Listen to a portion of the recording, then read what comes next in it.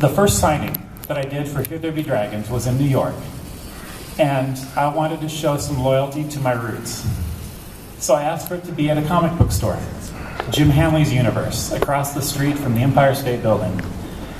And my editor and publicist were supportive, but thought, okay, this is not going to go really well. Well, that morning, they called my hotel room and said, James, there's a huge stack of your book down at Jim Hanley. There's a signing today. I hope there's a huge stack. And he said, no, there's a stack of your books at Midtown Comics, too. And he named 5 different comic book stores there in New York, and he said they all have stacks of this young adult fantasy novel by James Owen. And I said, it's because it looks like a James Owen book, and they have 15 years of experience selling James Owen books because of the Star Child comic books.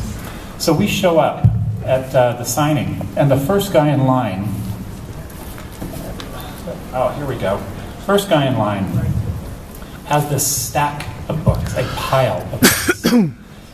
And he steps up and he says, James, I bought your first comic book here, the one you published when you were a teenager in 1986.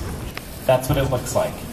When I published this, I didn't have a driver's license. I was an exhibitor. I'm the youngest exhibitor ever to be an exhibitor at the San Diego Comicon.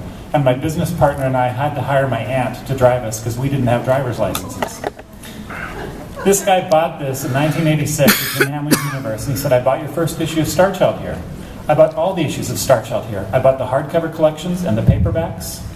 And he had a stack of 5 copies of the novel. And he said, I'm going to keep buying everything you do right here. And my editor turns to the publicist and says, I'm glad we let him do the cover. But, you know, when I talk about the Drawing Out the Dragons presentation about making creative choices with your life, one of the lessons that I teach